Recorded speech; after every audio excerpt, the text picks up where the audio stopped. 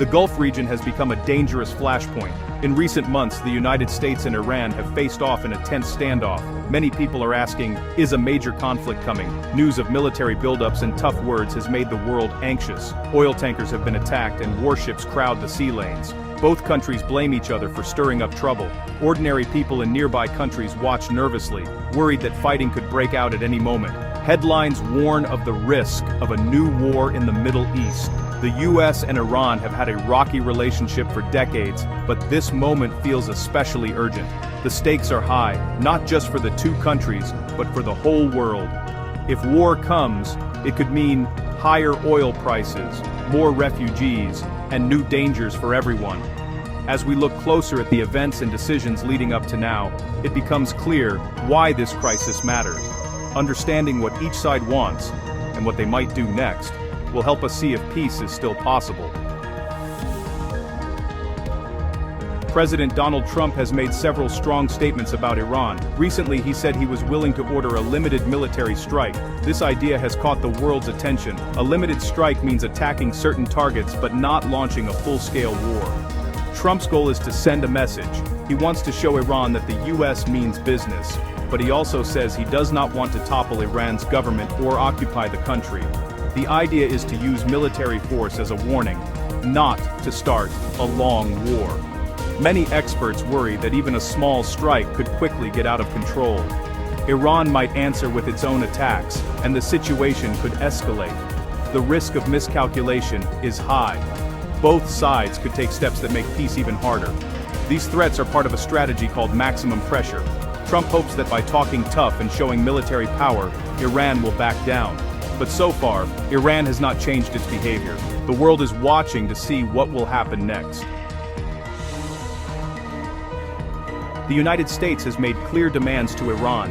First, the US wants Iran to stop making nuclear material that could be used for bombs. This is a top concern, especially since the US left the Iran nuclear deal in 2018. Washington says Iran must not enrich uranium to weapons-grade levels. Second, the US wants Iran to halt its missile program. American officials say Iran's ballistic missiles could threaten US allies, like Israel and Saudi Arabia. They worry these missiles could carry dangerous warheads across the region. Third, the US wants Iran to stop supporting armed groups in other countries. These groups, sometimes called proxies, operate in countries like Iraq, Syria, Lebanon, and Yemen. The US says Iran gives them weapons, money, and training. This support makes the Middle East less stable and more violent. Iran rejects most of these demands. Leaders in Tehran say their nuclear program is peaceful. They claim their missiles are for defense. They also say they help groups fighting against threats, especially from the US and its allies. This disagreement fuels the crisis. The United States has sent a massive show of military power to the Gulf region, deploying a wide array of advanced equipment and personnel. This is one of the largest buildups in recent years, signaling a serious commitment to defending its interests. This buildup is meant to send a strong warning to Iran, making it clear that any attack on US forces or American allies will not be tolerated. The presence of so many troops and weapons is intended to deter aggression before it starts. At the same time, this deployment gives the US military more options if fighting does break out, allowing commanders to respond quickly to any threat or crisis in the region. The most visible symbols of this power are the aircraft carriers, which dominate the sea and project American strength far from home. These massive ships act as floating air bases, capable of launching dozens of fighter jets and supporting complex operations around the clock. Leading the way is the USS Abraham Lincoln, which has brought its entire strike group into the area, ready for any mission. Alongside the carrier, destroyers, cruisers, and submarines provide protection and firepower, forming a powerful shield at sea. These ships can launch precision missiles, defend against enemy aircraft, and respond instantly to threats from the air or sea. In the skies, the U.S. Air Force has sent B-52 bombers, advanced fighter jets, and high-tech surveillance planes to patrol the region and gather intelligence. On the ground, thousands of extra troops have arrived at bases across the Middle East, reinforcing existing forces and preparing for any scenario. Some of these troops are specialists in air defense and missile tracking, operating advanced radar and Patriot missile batteries to protect against attacks from above. Others are infantry and armored units, ready for ground combat if the situation demands it. constantly training and preparing for rapid deployment. The Pentagon says these forces are there to protect U.S. interests, reassure allies, and respond to any threats that may arise in this volatile region. The sheer size and strength of this force send a clear message to both friends and foes. The U.S. is willing and able to fight if necessary, and it will not back down from a challenge. However, many experts worry that such large military buildups can increase the risk of misunderstandings or accidents, making the region even more tense. Even a small clash or mistake could quickly spiral out of control, turning a tense standoff into a much bigger and more dangerous war. Right now, Israel is keeping a very close eye on the ongoing standoff between the United States and Iran. Every new development is being tracked in real time, with Israeli intelligence and military officials working around the clock to assess any potential threats or changes in the situation. Israeli officials, have long considered Iran to be their most dangerous and determined enemy. This belief shapes almost every aspect of Israel's security policy and decision-making. For years now, Israel has warned that Iran's nuclear ambitions and its growing missile arsenal pose a direct threat to Israel's very survival. The fear is that, if unchecked, Iran could one day have the means to launch a devastating attack. Because of this, Israel's military remains on constant high alert, especially along its borders and in sensitive areas. Troops are regularly rotated and drills are frequent to ensure readiness. Israel's air defense systems, like the Iron Dome, are always primed to intercept incoming missiles or rockets at a moment's notice, providing a crucial shield for the country's population. The Israeli Air Force, widely regarded as one of the most advanced in the region, has actually carried out numerous strikes against Iranian targets in Syria over the past several years. These preemptive attacks are designed to prevent Iran and its allies from gaining a stronger foothold near Israel's borders, especially in volatile areas like the Golan Heights. Some military experts, by the way, believe that Israel's strategy of quick, targeted strikes could actually serve as a model for how the United States might respond if tensions escalate further. Israeli leaders have repeatedly warned that if Iran ever makes a clear move toward building nuclear weapons, Israel may feel compelled to act alone, even without international support. This possibility adds yet another layer of tension and uncertainty to an already volatile crisis in the Middle East. The United States and Israel maintain a close partnership, sharing intelligence and coordinating military planning to prepare for any possible scenario. And if the United States were to launch an attack on Iran, Israel could quickly find itself facing retaliation, not just from Iran, but also from Iranian-backed groups like Hezbollah. That's why both countries are actively preparing for a wide range of possible outcomes, running joint exercises and updating their defense plans. The situation, honestly, remains extremely tense and unpredictable, with ordinary Israelis living under the constant shadow of uncertainty and the threat of sudden escalation.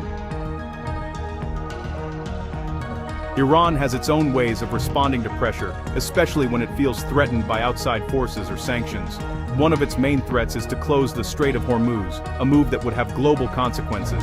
This narrow waterway is one of the world's most important oil routes, connecting the Persian Gulf to the open sea. Every day, huge amounts of oil, about a fifth of the world's supply, pass through it, making it a vital artery for the global economy. If Iran blocks the strait, global oil prices could soar overnight, causing economic shockwaves far beyond the region. Iran's Navy and Revolutionary Guard have practiced drills in the area for years, showing they are ready for confrontation if needed. They have fast boats, naval mines, and a range of anti-ship missiles, all designed to disrupt shipping and challenge foreign navies. Iran says it will defend itself if attacked, and closing the strait is a powerful bargaining chip in any negotiation or conflict. Iran is also proud of its missile program, which it sees as a symbol of national strength and technological progress. It has tested many types of missiles, including those that can reach as far as Israel and U.S. bases in the region, increasing its deterrence. Iranian leaders insist these weapons are meant to deter enemies, not to start a war, but their growing arsenal worries many countries. But their presence adds to the risk if fighting breaks out, making the region a potential flashpoint for a larger conflict. Iran has promised to answer any attack with its own strikes, vowing a swift and forceful response. This could include launching missiles hitting U.S. ships, or targeting allies in the region, escalating tensions even further. the risk of a wider conflict is real, and both sides are preparing for the worst, knowing that any miscalculation could have devastating consequences for the entire region and beyond. Right now, both the US and Iran are making moves that could lead to war, or to talks. A single mistake or miscommunication could trigger fighting. For example, a stray missile or mistaken attack could spark a bigger battle. One scenario is a limited strike by the US. This would hit only a few targets, hoping to force Iran to change its actions. But Iran could respond with attacks on US troops, ships, or allies. The cycle could quickly spiral out of control. Another scenario is new talks. Some leaders in Europe and the United Nations are urging both sides to talk, not fight. They hope to find a deal that keeps Iran from making nuclear weapons and reduces tensions in the Gulf. There is also a chance the crisis could drag on with no big attacks, but regular threats and small skirmishes. This would keep the region on edge, with risks of sudden violence at any time. The world watches and waits for what happens next. A war between the US and Iran would be a disaster for the Middle East. Huge numbers of people could be killed or forced to flee their homes. Cities and oil fields could be destroyed. The region is already unstable, and a new war could make things much worse. The world economy would also suffer. Oil prices would rise, making gas and goods more expensive everywhere. Trade routes could be blocked or disrupted. Countries that rely on Gulf oil, like China, Japan, and Europe, would feel the pain. There are also risks of the conflict spreading. Iran's allies in Lebanon, Yemen, and Iraq could attack US or Israeli targets. This could pull more countries into the fighting. A local crisis could become a global one. For all these reasons, world leaders are urging caution. They know that war is easy to start, but hard to stop. The risks are too high for everyone to ignore. The Gulf crisis between the US and Iran is serious and dangerous. Both sides have reason to feel threatened, but war would bring only pain and chaos. The buildup of troops, ships, and missiles makes the risk of a mistake very real, yet there is still hope for peace. Diplomacy has worked before, as with the 2015 nuclear deal. Leaders on both sides have at times said they do not want war. The world community is pushing for talks, not bombs. The coming weeks and months will be critical. Every action and word matters. The world hopes that cool heads will prevail and that another Middle East war can be avoided. The risks are great, but so are the hopes for a better future.